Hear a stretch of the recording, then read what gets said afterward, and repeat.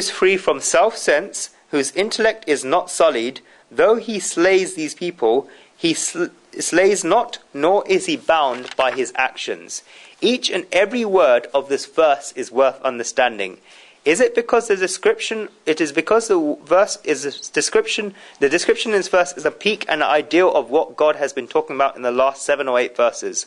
One who has no feeling of egotism, and not only that, but one whose intellect is not sullied, be it in actions, their fruits, in material objects, in expectations, etc. Even if such a person slays these people, he slays not, nor is he bound by his actions. The word saha is used meaning such a person. Therefore, despite doing this, he is not performing anything. This is a true sannyasi, person of renunciation. What is such a person like? This person is such that he has no feeling of aham, self-sense. He has no feeling of egotism, and his intellect is not sullied. This is what such a person is like. We see in our scriptures, for example in the Vedas and Upanishads, for example in the Bridanik Upanishad, that Esh nityo mahimna brahmyasya na vardate karmana nakorinam tasyeva tasyat pada vitam viditva na lipite karmana papakena. The eternal greatness of the knower is Brahman, is not increased by work nor diminished. One should know the nature of that alone. Having found that, one is not tainted by evil action. Such a person is not even affected by actions that are considered as sins. The greatness of a Brahmin, a wise person, is such that it does not Brahman is that it does not increase by actions that are punya, the opposite of sins, nor does it decrease by sins. How does this happen? The Bridanik Upanishad says that such a person knows the self and knows the form of the soul. He has understood what he has to understand in the world, which is his true form, and thereafter he cannot be moved away from there. From that moment, if he performs punya, the opposite of sins, then he is not going to go higher somewhere. And if he performs what is regarded as, from the perspective of the world, as sins, then he is not stained by this. Just like a lotus stays in muddy water, and neither the splashes of the water nor the mud can stain the petals of the lotus, in the same way, such a wise person stays in the material world and performs actions, but he is not stained by these actions. It cannot touch him. In order to reach this state, one should understand 4 extremely necessary things. Only then can one reach the state where one is free from self-sense and one's intellect is not sullied. The first is that one should understand the destroyability of the body. The entire 18th chapter of the Gita is a conclusion. Shri Krishna is saying all of this as a conclusion. In the 2nd chapter of the Gita, Shri Krishna had begun this topic about the mortality of the body. You are not the body, you are the soul. One should understand that this body is destroyable. Second, one should understand the futility of relations. Do not take the negative shade of futility. This is because people like to go back to extremes. Relations are futile because of the temporary nature of relations. Relations are temporary. The relation that has been made today is temporary. It is a relation that is tied as a dot on a string. People say that, no, I have known them for 50 years, but even these 50 years are a relation tied like a dot on a string. There are 2 points sitting next to each other. There are 2 pots sitting next to each other, and if one of these pots break, then the relation is finished. Then what relation will there be? Apnu api dab gayi che dunya, kon hai apna kon paraya. The world will sink by itself. Who is ours and who is not ours? Each and every relation is a temporary relation. The funny thing is that the fun in relations is the very fact that they're temporary. If knots are tied in a relationship, then the fun of that relationship is gone. When the boy youth and the girl youth have just been introduced and they move around, then they get so much bliss at that time. But when they walk around the fire 4 times and the knot is tied, then the charm is lost. There's a town in the fragility that there is in relations. A boy keeps calling his friend's mother auntie, auntie, auntie, but the boy does not give as much feelings and emotions to his own mother. And he keeps saying that, mother, do you understand anything? Look at the mother of my friend. The mother always says, son, I know. When I was 15 years of age, then I also felt like that. She knows. The reason for this is that his mother is his own mother. He has no escape from this. It is a bound relationship. On the other hand, the mother of the other person cannot become his mother, and there is an attraction towards this.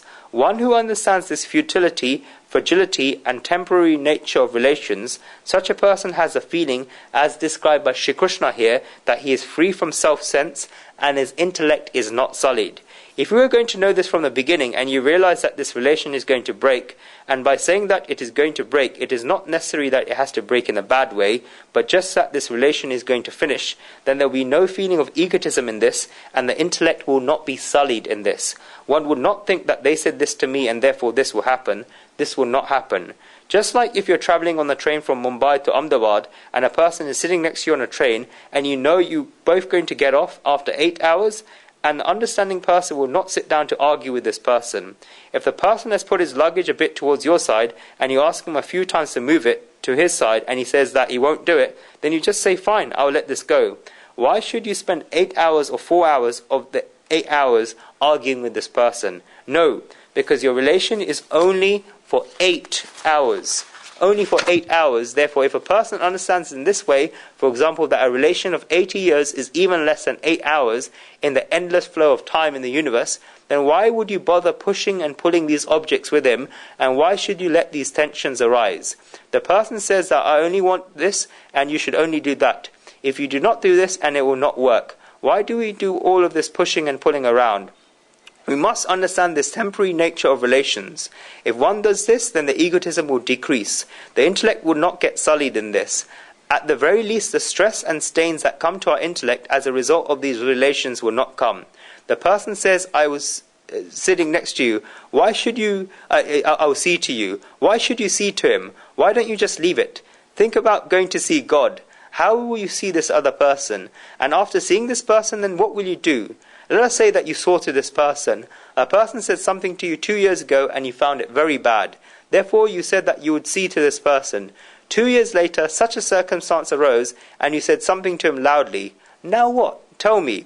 You'll feel so void all of a sudden. If this person understands that I have so many people like this, what did I get out of this? I got turbulence for 2 years because of this, but what else did I get? One should understand the futility of relations. The third thing needed is to understand the constant nature of change in the universe. The only thing steady in the universe is that it changes constantly. It keeps changing constantly. This world never stays still. And by trying to make efforts to hold on to that which is constantly changing, sorrows are created in our lives. The material world, sansar, is defined as that which is constantly changing. Sansarati iti sansara. The Jagat world is defined as that which is constantly moving. Gachati iti Jagat. It keeps changing. Think about this yourself, that in your family and your friend circle, there were so many relations. There were such strong relations that you could not go without each other, but in the middle 5 years, where you did not even see each other's faces. And then once again, he suddenly got a phone call from somewhere where he said that all of us in the group should get together. We haven't seen each other for 5 to 7 years. You reply that, is that so? Let us meet then. Where have you been? Then they say that I was here and I was there. They meet each other, and after all these years, has this change not come? When they met before, then they felt as if they could not be separated. Then they became separated and lived 7 to 10 years like that. Then the wish to meet them again arose. These keeps on changing constantly, and we have gone through these types of changes so many times in our endless journey of births. Everything in this world is perpetually changing. One should accept this. If one does this, then he will not think that this person did this and that person did this. What I had went away from me. One should view and observe gain and loss, fame and ill fame, victory and defeat, and all of this as a change. The bottom line is that it is a change. It is a change. For 2 years in your business you aren't making money. Then tough times came. Chakrara pankti riva gachati bhagya pankti. Life is like a merry-go-round. One should enjoy it when it goes down as well as when it goes up. If tough times come for 6 months, then okay, it is a change. This is because change is a rule of the material world. If a person accepts this in matters of relations, in matters of money, in matters of reputation, etc., then a person will become free from egotism and free from their intellect becoming sullied. The first thing needed is understanding the destructibility of life. The second is understanding the futility of relations. And the third is understanding that change is constant. And the fourth thing needed is understanding the immortality of the soul. A person should understand the immortality of the soul. The person should understand that all these things that are happening come onto the soul that is immortal, and then they go. They cannot touch me. If one understands this, then they get the feeling of immortality of the soul. In the 17th verse, the peak of Vedanta, which is the feeling of being a witness with complete Gnan, wisdom, is described. This is the science of being a witness towards life. One should have the understanding that I am not the doer and I am not doing, and such a person's intellect does not become sullied. Esh nityo mahimna brahmanasya na vardante karmana no karinyam tasyeva tasyat padavitam viditva na lipyate karmana papakena. This eternal greatness of the knower of Brahman is not increased by work nor diminished. One should know the nature of that alone. Having found that, one is not tainted by evil action. This person has the feeling of being a witness. This is how he lives. If you look at it in one meaning, then from the perspective of Vedanta, this is the feeling of being a witness. If you look at it from another meaning, then this is naturalness. When egotism goes away, and the intellect does not become sullied by actions, then actions become natural. I'll give you 2 examples, and then it will be extremely straightforward to you all of what this principle is. There's a river flowing. People see that the river is flowing, and they go to fill buckets of water from this river in order to quench their thirst. The river does not get egotism because of this thing. The river does not become filled with egotism that I'm quenching the thirst of these people. The river keeps flowing with naturalness. Now, if someone goes to swim in this river, he does not know how to swim, and therefore this person drowns. Then does the river incur sin for this? Does it? It does not incur sin for this. The reason for this is that the river did not get egotism for the punya, the opposite of sins, for quenching the thirst of all these people. When you leave these, then you have to leave them both. What we do in life is that we keep on holding on to the good things that we do, and we leave the responsibility for wrong things. This will not work. If you leave something, then you should leave both things. If you leave punya, the opposite of sins, then you will also become released from sins. A river flows naturally, and a river thinks that I get bliss from flowing, and I just flow. If people come here and quench their thirst, then it's fine, because it is their choice. I did not lose anything from this, because I just have to flow and meet the sea. The river did not want to save anything of its own, and did not want to hold on to anything for itself. A tank gets very upset when it loses water, because if 1 or 2 pitchers take water away from it, then it thinks that I have lost 1 or 2 levels of water. It makes a lot of difference to the tank. It does not make any difference to the river, because the river had to go anyway to become amalgamated with the sea. If any person comes and takes 1 or 2 pitchers from it in order to quench their thirst, then the river does not keep the egotism of punya, the opposite of sins, and that is why if anyone drowns in the river, then the river does not incur the sin of this. That is why Shri Krishna says in this verse that though he slays these people, he slays not, nor is he bound by his actions. Has a person not died in the river? A person has died in the river, but the river has not killed him, and that is why the river gets no bondages because of this. The second example is that the same fire that we use to make cooking in our houses, and that gives warmth during times when it's cold, if a person puts that same fire over his body and then dies, then does the fire get punishment because of this? No. The reason for this is that when the fire gave us warmth and help made us the cooking, then the fire did not wish to attain punya, the opposite of sins, because of this. The fire says that these are my qualities, which is fireness, warmth and heat. These are my qualities, these are my natural qualities. You can use these qualities in the way that you want. If you use these qualities to make someone warm, then I will not take the royalties of this. I do not even ask for the punya, the opposite of sins of this. Of course, if you worship fire as Agni Dev, the god of fire, then it is fine. But does this mean that if you worship fire as Agni Dev, the god of fire, that you will get more? No. The fire will keep doing things in the way that it does. And that is why if someone falls into the fire and dies, then the fire is not punished for this. You'll find and see many other examples like this if you sit down quietly to think.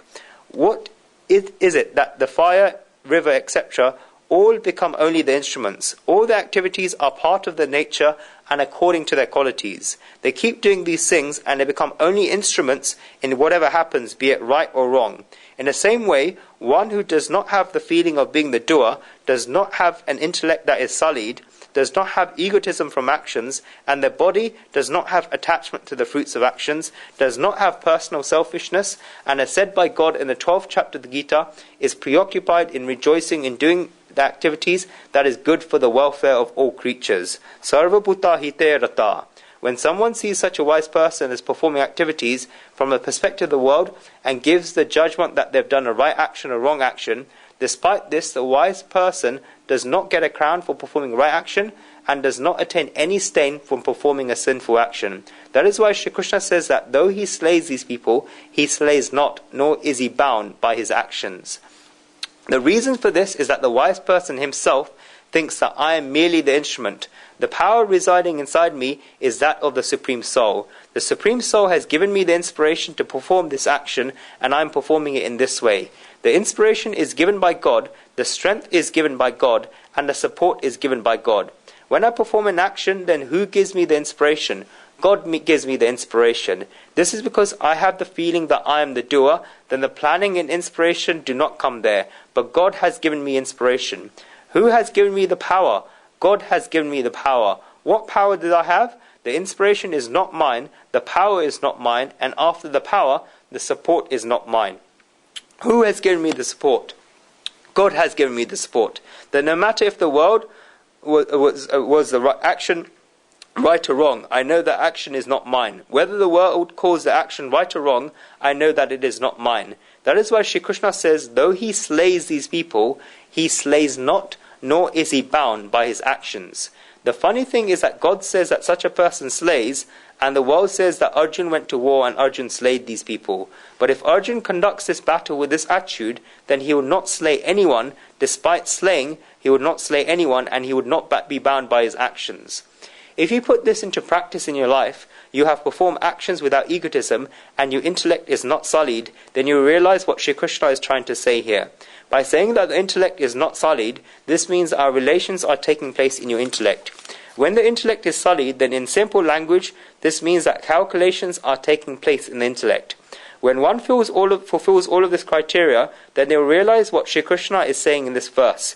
If one has seen a blind beggar walking on the road and he is standing there banging his stick in order to cross the road, then one feels from the inside that I should help him cross the road. One holds his hand and helps him cross the road. After crossing the road, he goes on his route and one goes on his own route. There is no expectation or anything. No bondages arose. But when we go to help him cross the road, then you think that I am helping him do this. If I do not do this, then who will do this for him? This happens subconsciously. We do not say these 2, 3 or 4 sentences, but it happens in the mind. And that is why, let us say that we've reached halfway across the road, there's a lot of traffic and it's hard to come out, so it's getting late for us to reach work. So we get so much regret from holding his hand that we think that I'll quickly help him cross the second half of the road and then I'll let go and run. This is what happens in our lives. We take one work and reach halfway with enthusiasm, but then we see 10 attractions elsewhere and cannot decide, resulting in us regretting that we cannot let go of the first thing we have. It becomes a burden to us, and as a result it gives us sorrows. The Lord also talks about spirituality in the next verse, verse 18.